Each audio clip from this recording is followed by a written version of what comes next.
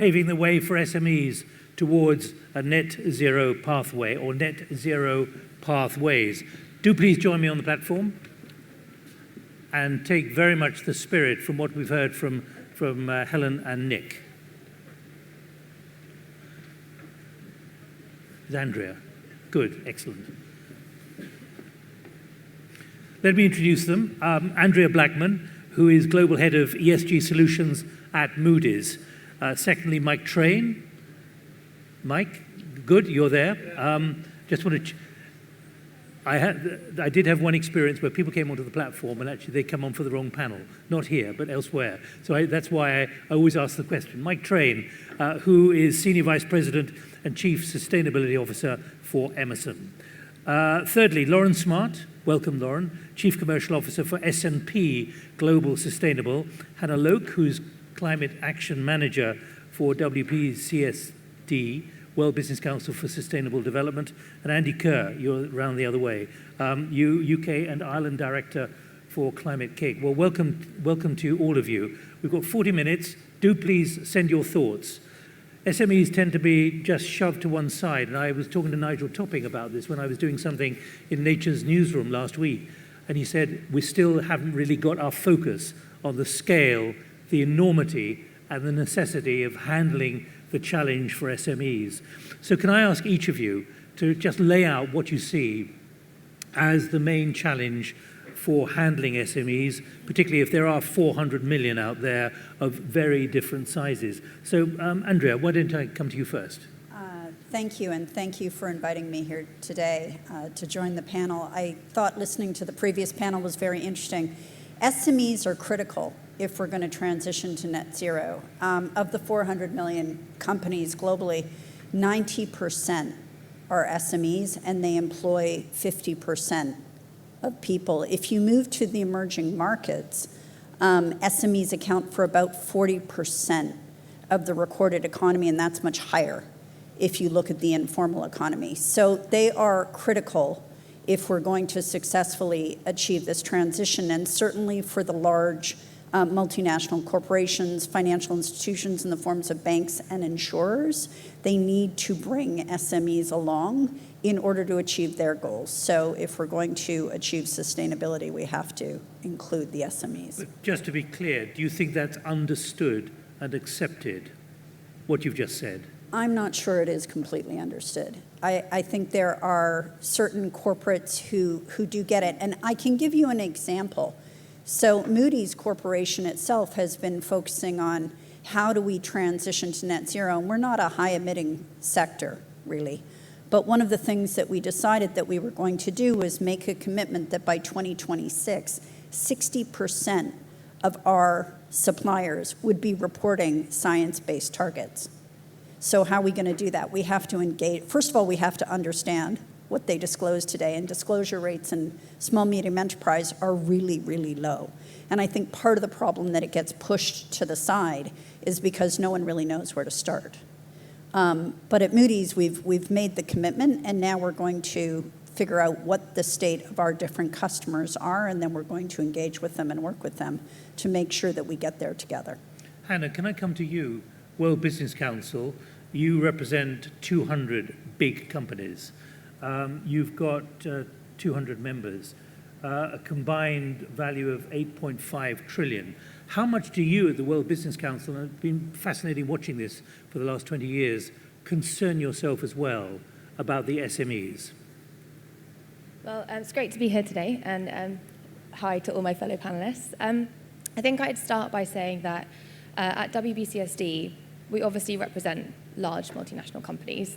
However, all of the multinational companies that I work with on a daily basis are really trying now to work with the SMEs and grappling to understand the best ways to do that.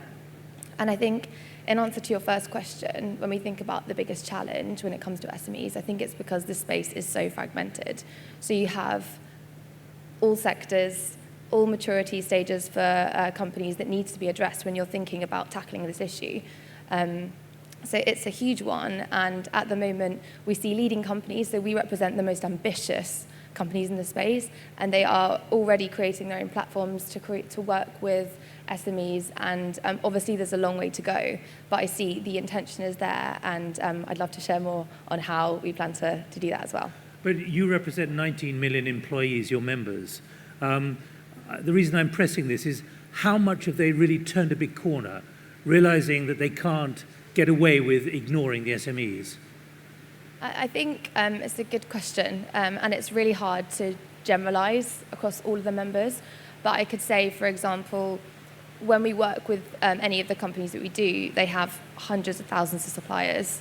And we know right now that we are seeing engagement like really shift. So Hitachi just actually ran a huge supplier engagement webinar with the 30,000 suppliers they have in their supply chain just before COP. And that was to tell them about their intentions and that things need to change and that they're going to be there to support their suppliers. But this is happening. Lauren, what position is S&P taking? Well, like my fellow panelists, we absolutely recognize that SMEs are critical to a low-carbon transition. But I also think that we can't expect the same. I think you mentioned on the previous panel that it can be an extremely daunting task to expect an SME who might have a very small number of people and other focus areas to report, for example, in the same way that a large multinational might. So I think the focus needs to be on progress over perfection. And I think that we need to be encouraging SMEs to see the benefits of sustainability. So, for example, highlighting access to new financing, such as sustainability-linked loans, or green bonds and other ways in which it can be a real positive for them, as well as looking at disclosures, for example, as a burden. So I think we need to have a focus on materiality. I think we have to have a focus on supporting SMEs, and we also need to have a focus on presenting the positives and the upside. Do you think many are struggling to handle this? I think many are very overwhelmed, that the expectations on them are the same as an enormous multinational company, and that they're expected to produce a 300-page sustainability report and tons of disclosures. And I think we need to be pragmatic that they can't be expected to do quite the same, but they should be focusing on those material issues and focusing right in on those. And equally looking at the opportunities presented through a low-carbon transition as well. All right. Mike. Nick. Good afternoon. Well, Emerson is not a small, medium enterprise. We're a large corporate. We're active around the world, equally active, I'd say, in all regions of the world. But if you take our own personal case, I have 18,000 suppliers, many of which are small, medium enterprise. Just pull the microphone up a little bit, can you? Pull the microphone up. Pull the microphone up. All in different parts of the world. 18,000, you said. 18,000 suppliers around the world. A few of those are publicly traded companies. They have an ESG lens, we'll say, and they're stepping forward. Many of these other companies, though, they're privately owned. They're small enterprises, very regionalized, and they don't quite yet have the perspective around all of this. So as I engage our supply chain, I'm very focused first at just giving them a perspective. Why this is happening, what's Emerson's point of view on this, where are we going, before I go ask them for anything on top of that. We got to get this to them and get them to absorb that. I think secondly, the engagement process with them needs to be one of, again, progress, not perfection. I appreciate those words. I think most of these companies are interested in performing, but they don't know the hows, and they don't have the tools. And again, trying to bring those practical pieces to them as we go forward and nurture that with them, I think is a practical way to help these SMEs make real progress. So that's kind of the focus on the supply chain. On the customer side, we also have a lot of small, medium enterprise customers. And many of them are the new novel companies that are bringing some of these fantastic solutions. And in that case, we're helping them with automation, but at the same time, we're trying to nurture, trying to get their message out. We're trying to share everything we've learned about what we're doing, share that openly with them as we go forward. How much do they panic or really struggle, to use the other words that have been used by your colleagues, when you make it clear that this is now a conditionality of doing business, that they've got to become more sustainable, even if, in Lauren's words, they're struggling? Yeah, I think they are all feeling that it's coming, and we're not the only ones asking them for this. We share our supply chain with other companies, obviously. But they really appreciated, before we even developed a program, we went out and had the engagement with them first, because I wanted to design the program for us after we had their inputs about, what are the right ways, I want to find the most effective way for them to make progress. And if that's spending more time on them standing up their own programs and building it in their culture, we're giving them the tools that we use, we're sharing those openly with them so that they can make that progress now.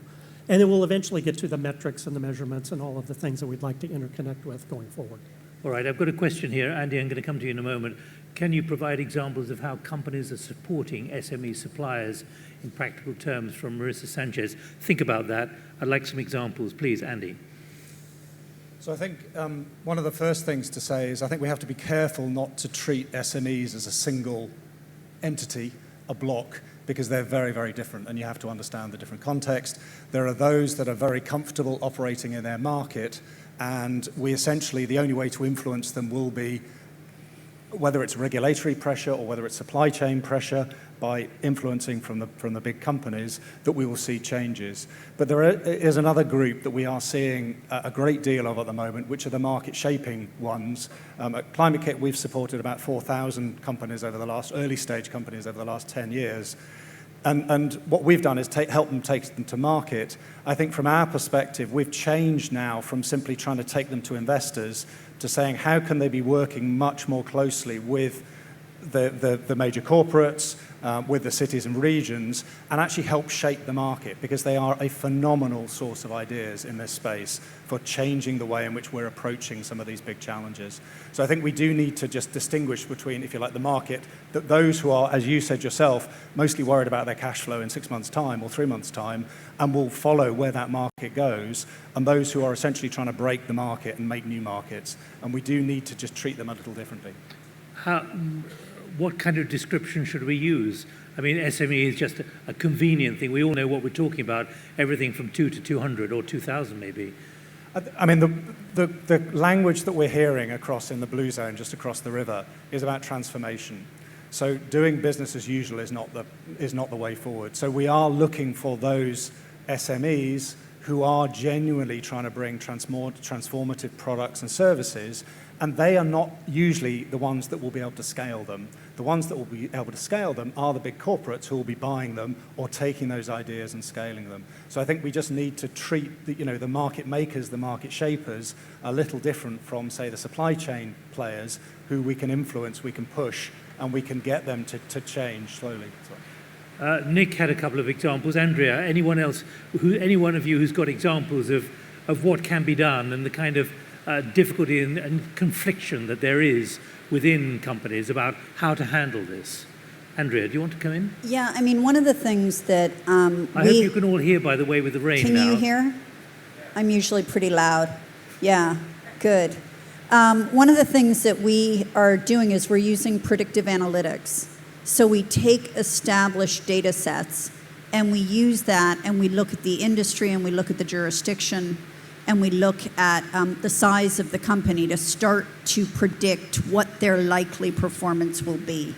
Now, what I find is that there are a lot of companies who are doing a lot of great stuff, and so that's just the starting point, and it actually helps them with their bankers, with their investors, with their customers, and then they can plan to build their own resilience, and they can actually prepare for regulatory things that are coming down the pipe so that they aren't shocked. Now, I don't think anyone thinks this is going to happen overnight, but you can only manage what you measure, and you need to start somewhere. So what we're trying to do is make sure that they have sound benchmarks, and we've also narrowed the range, I think, to Lauren's point, around what we're collecting. So in a normal ESG assessment, you would evaluate about 370 different metrics and indicators. Where SMEs are concerned, we're only evaluating 50. Okay, because we just need to get started.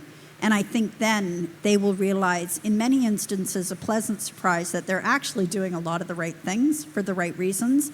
And then they can focus on the things that aren't necessarily going to help them to develop their really good customer and supplier relationships for the future. So I think there's a lot of ways of turning this around and thinking more positively about the challenge without making it a shock to the system. And I think we just need to get going and work together and make sure that everyone gets the transparency they need in order to effect a transition. How does that operate, Andrea? I mean, I can imagine many SMEs saying, oh God, not another survey, not more data that they're asking me for.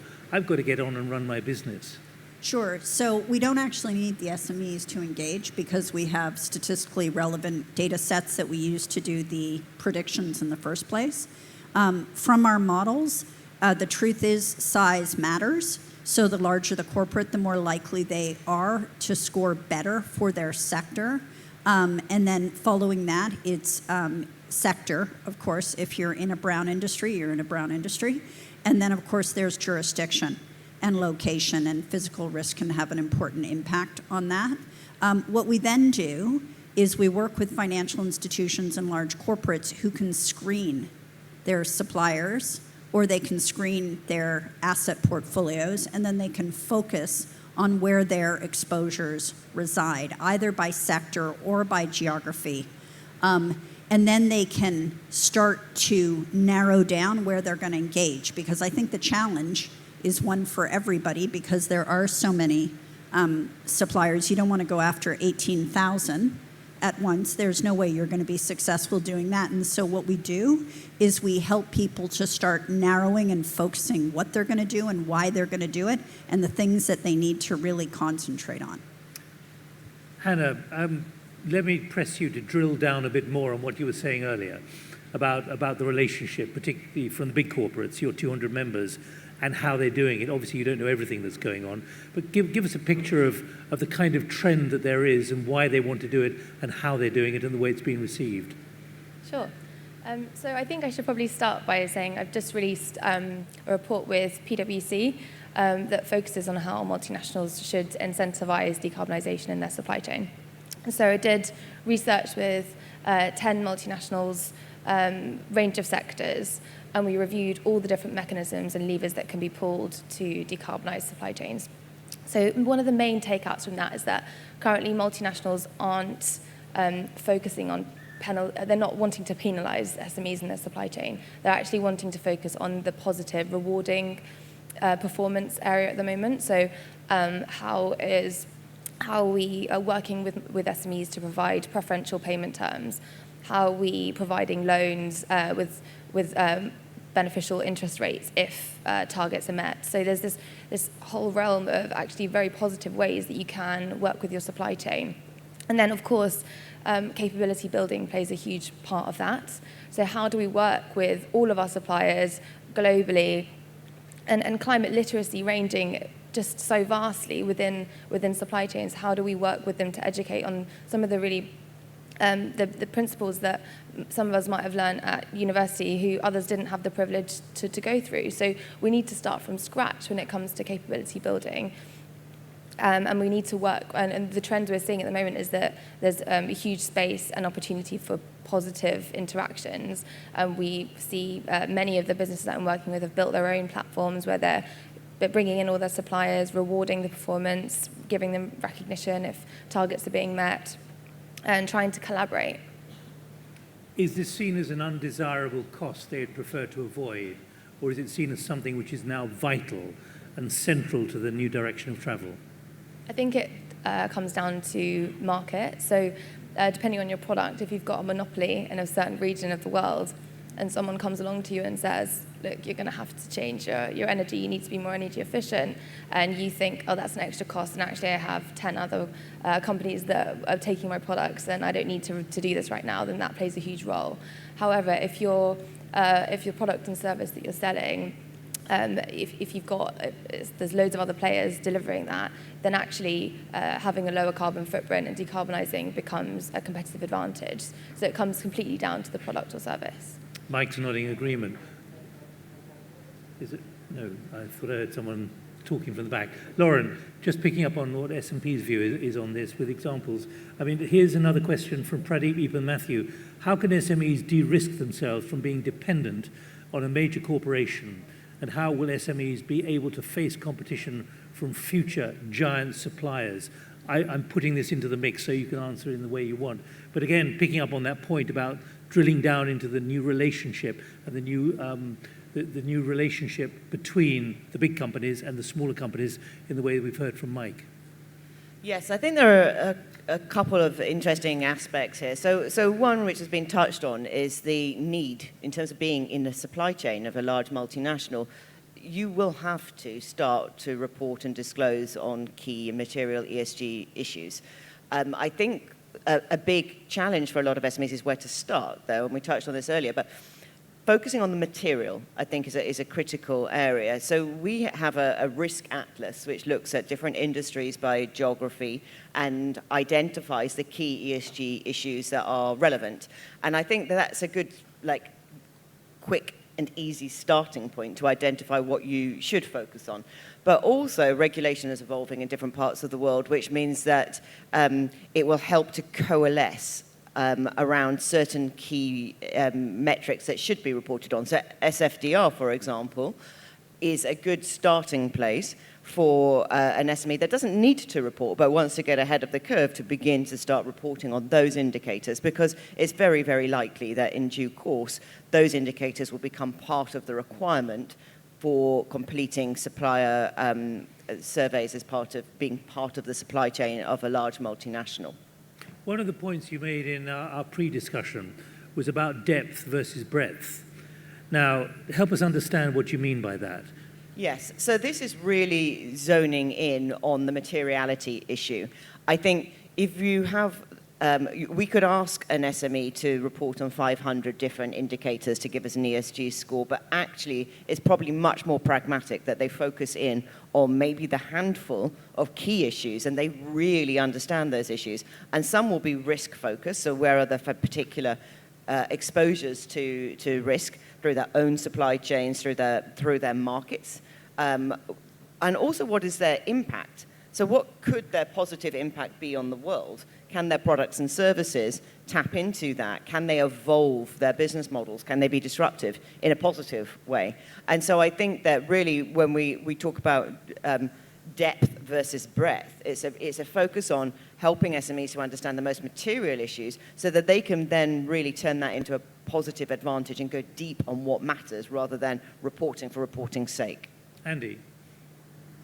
Well, first of all, I would absolutely take the point that to de-risk, for SMEs to de-risk their future, they have to understand the way the market's moving and then understand what is required in terms of reporting that's going to come down the track. But I'd also pick up Hannah's point about the capability building within SMEs, because one of the things that we have seen with particularly running open innovation sessions with groups of suppliers with a big corporate is actually that it's a two-way exchange, that you can actually start to help shape what the corporate is doing as a group of SMEs with really good ideas into that space. In other words, it's not simply a passive group that are waiting for the big corporate to tell them what to do. There are opportunities there to shape the new markets that are emerging, and the ideas coming through from the SMEs often help them in terms of helping to shape the products and service they're trying to sell within that supply chain to the corporate. What do you mean by group? Is it a trade association or something like that? Yeah, it can be a trade association, or it can be a group of SMEs that are tackling a particular issue, say a bioeconomy issue with a company that is looking to buy particular things in that space. It gives a richness to the discussion so that the corporate is both thinking about what it's trying to do, but also learning from its own supply chain. It's trying to take it beyond this idea that SMEs are passive things that are just trying to sell to a big corporate, and saying actually ideas for transforming, ideas for disrupting the current markets, which we need to do, is going to come from multiple places. It's going to come from the big corporates, it's going to come from regulatory drivers, it's going to come from SMEs. And actually creating the conditions, the enabling conditions to allow that to happen benefits both the big corporate and the SMEs. Mike, that question about SMEs de-risking themselves from being dependent on a major corporation, what's your experience with your 18,000 suppliers? So I'd say a couple of points here. One is they are enthusiastic to participate, just like our employees. You know, this particular issue, the sustainability challenge of the world, people, our employees want to participate, our suppliers want to, so we don't have to push this on them. They're interested. The big key for them is the how. You know, how do they get there? How do they start? I think that was a good point on how they get rolling. So the engagement piece of this and the collaboration piece, and I agree it's a two-way street. I'm learning every day from our suppliers, which is great. Our supply chain is hard to abate. You know, you look at the challenges around steel and metals, around electronics, around plastics. These are the harder to abate industries. And we need to work together to make sure that the supply chain, the SMEs in that supply chain, will understand what their abatement opportunities are and how we move forward. I think the collaboration will also be in areas like, we're going to try to buy some renewable energy in, say, Malaysia or Thailand. There in Malaysia and Thailand, opportunities to club together to help drive these kinds of things. So I think the collaborative spirit of the whole thing can help really drive progress here. It's going to take a couple of years. I think we're all seeing that in our individual perspectives here. But I think even in the last 2 years, the speak has changed dramatically. I think the ESG dam was broken, if you will. And I think we're all in pretty serious engagement mode at this point. I've got a question here from Michael Cahill. I don't know if he's here or he's online. Are you from local government? Okay, from local government. I've read this correctly. He asks, how can we in local government engage with local partners to help them become more sustainable? But he makes a really important point about the S in SMEs. Small manufacturers, small locally owned businesses like hair salons, print shops, clothing stores, microbreweries, coffee shops, insurance agency, law practice, all of them have a sustainability problem, but they don't probably know they've got one. How do they handle this, Andy? Oh, and he's asking, how should we in local government engage with these local partners to help them to become more sustainable? Because they turn up for work and they just make sure they've got enough revenue to keep their shop front going or their office going. So it's a good question. I think the answer that we are seeing in cities and regions, certainly within Europe that we're working with and a little bit in Africa and Asia, is actually all about the direction of travel. Has the local government set very clear frameworks within which it is trying to operate? Because where you're seeing things, and indeed Glasgow, where we are, their city has set incredibly ambitious targets. Now, will they meet them? I don't know. But what they do is they start to bring along civic society. They start to be talking with citizen assemblies. They start to be flagging that. And the next stage beyond that engagement piece then is, well, actually, how can we actually localize? How can we bring the value of doing that change locally so we get jobs, so we get investment? And actually then when you start thinking about the investment opportunities that are coming, how do we shorten value chains so that we're investing locally to deliver, you know, whether it's the bioeconomy, whether it's circular economy, and think about that local purchasing power and the local investment that you can induce, then you start to be talking on a level with businesses which they understand, which is there investment? Yeah? What are the skills? What are the job opportunities that are coming? So I think that notion of helping to shape that view and approach by being ambitious yourselves as a local government, but also bringing people along with you. You can't do climate action onto people. You have to do it with people. And whether that's communities or small businesses who are operating within those communities, we have to see those opportunities. And I think that's where we see the biggest opportunity for working with local governments. Hannah. I think just to build on Good that microphone point, up, please. Sorry, just to build on that point. So before starting this job, I worked at an SME. It's kind of an unlikely jump. How big was it? It was a 10-person team, and I led the sustainability for them. And we were in Islington, in London, and I found it really hard to even get in touch with local government. So I think there's a real outreach challenge and has to be done here because. There are so many things we'd love to have been involved in and so many ideas that you can unlock within SMEs, but actually we didn't know where to say, we didn't know who to speak to. And so I think there's a lot of connecting the dots to be done, a lot of conversations to be had, because SMEs, we've heard the volume, they're so powerful. There's the 70% of the global workforce, and if SMEs can group together, they can end up changing shared manufacturing energy types. And there's just so much that can be done through actually having these conversations. So I'd recommend doing that. What kind of guidance were you looking for? Give us an insight into what an SME of 10 people was looking for, what you were lacking, where you were just looking for an injection of wisdom or information. I think we recognised that we had lots of ideas and we wanted to lead on sustainability. So I guess that we weren't the average SME and we wanted to be part of the conversation and we just didn't know where to start. Does that answer your question? I think so, but then you joined WBCSD. Yeah. So you went from small to large. Yeah, I felt Was like that to escape? I needed to help from the top down as well. So. All right. Again, let me just pick up on the kind of list that Mike gave us about hair salons, print shops, clothing stores, microbreweries, coffee shops, etc., etc. Easy to forget, but they are central to economic activity in every community. What's your view, Andrea, Mike, Lauren? What's your view about how they need to be helped? Because one of the words all of you have used at some point or another is the word education. How do you educate a hair salon with 3 people or a coffee shop with 2 people, but they have a sustainability problem and a carbon footprint? Andrea.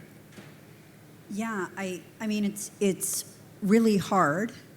I think you have to approach it from the same perspective of small business development when you're in that arena. So there are a lot of programs, and this may go to the local government question. There are a lot of programs for helping people start new businesses and get grants so that they can get started, but all we talk about is how to create a business plan, right? And how to apply for a loan. Not, by the way, that loan is going to measure you on your green or sustainability credentials. And by the way, that's what this means. So I think there's, to what other panelists have already said, a whole collection of activities that start with going back and looking at how did we get all of this in the first place, and upgrading or infusing that with the sustainability and green requirements, because there's a lot that you can do coming down at them. But I think at that point, they may be overwhelmed, and this is a journey. And it can be a journey that you start before you ever get going, or it can be a journey of transition. But I think people need to understand, A, they're not alone, B, it's not necessarily going to be easy, but it isn't impossible because others have done it, and see their resources available that can help you get there. It comes back to that word that Lauren used, struggle.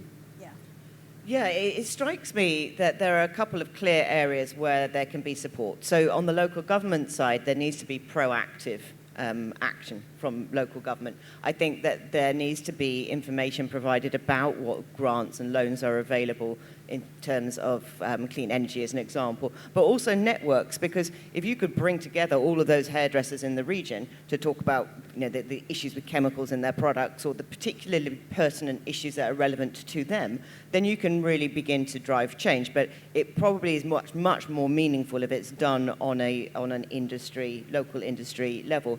But then on the financing side, I think there's a role for banks through their corporate lending to be much more proactive again in terms of offering advice that will help those companies to become, that they're lending to become more sustainable. And at the same time, that's going to de-risk their lending by, if a company is more resilient going forwards, then they're much more likely to default. And so there's a plus, I think, from the banks providing sustainability advice along with their corporate lending services. And there's certainly evidence that many, certainly in the UK, are doing that now. Absolutely, yeah. Mike. A couple of points here. One is, if we're going to ask the SMEs to abate themselves and make improvements, education is the first thing we need. I think everybody. Well, what do you mean by education? I think the awareness of how to abate needs to be openly shared. I think we're all going to try to do that. But I think our local governments can play a tremendous role in getting that message to the 2, 5, 10 person SME that you referenced a moment ago, many of which just came through the pandemic with, challenges and hopefully, for the most part, survived. But I know they all didn't. So we've already seen an event kind of shake their world a little bit. I'd say the other thing is, we need to get some at-scale implementations of some of the novel solutions. I think, again, the local governments can be in there conspiring to make that happen. It's got to be almost a triangular or more relationship between businesses and governments and industry groups and academic groups to help nurture some of those along. I think green finance could play a tremendous role in that point of view. So I think there is a nexus that is this networking that takes place in the local region that I think is ultra important for ultimately getting the flywheel started or the momentum gained. I'm going to nitpick a moment. I mean, on education, if there's a guy operating a store and he's got 3 fridges and they're consuming a lot of electricity. What does he do about those fridges? He's got to keep the margarine, he's got to keep the food in there. What about the hair salon, the use of the hairdryer and so on? Each of those is producing a small but significant carbon Small, footprint. but it all adds up, right? Small. Yeah.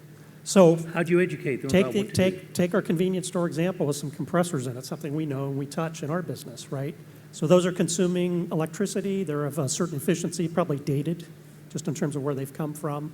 And again, I think having a program where, some of these businesses can tap into some of the funding mechanisms being created so that they could enhance that, step up to the next level of efficiency, therefore cut their energy, cut their associated emissions. We need those kinds of activities to be out there. So we need to make it easy for them to find those programs. Okay, right, we're almost out of time. Anyone want to come in on anything which I haven't asked or we haven't talked about yet? Andy? Just, we've talked quite a lot about collaboration, which is key. I think the other thing that we are seeing is just that need for the local innovation ecosystem, to use a bit of jargon, which is bringing those companies, public authorities, and the SMEs together around some of the very challenging, very big opportunities. Because if there's one thing, one message I want to leave here with, it is not to treat the SMEs as this sort of passive group that are servicing big corporates. It is a two-way flow, and it's a two-way flow with the big corporates and with the local authorities. And if we use that, we capture some phenomenal ideas, and that will make the whole transition easier. I have a feeling Andrea, do you want to come in? Yeah, I just want to say, I think sometimes we overcomplicate things in an effort to avoid tackling them. I mean, if you put in front of somebody 50 metrics that they need to pay attention to and understand in order to improve them and tell them what improved looks like, they figure it out. I mean, we've all been doing it since school, right? How am I going to be measured? How am I going to be scored? And what does that mean for me? And I think Lauren did a great job of saying there's lots of opportunity here, right? They improve their own resilience, they improve their own competitiveness, they de-risk their customer relationships, because I can assure you, if you're an attractive supplier to one customer, you're going to be a very attractive supplier to the next customer. And so I think it actually helps you. And so I think the idea is we've got to get going here and we've got to start, and it's a journey. And I think SMEs are incredibly creative and resilient, and they will figure this out the way they figured out COVID. And, they'll start making takeaway from their restaurant, right? Let's leave it there. I have a personal view, which is that given that what has happened with nature in the last few months and how that's now suddenly center stage to everything, SMEs are going to be in the same position a few months down the track, post-COP, but that's my private view. That's what I feel the momentum is building. Thank you all very much indeed for helping put this on the agenda and move it forward. Thank you.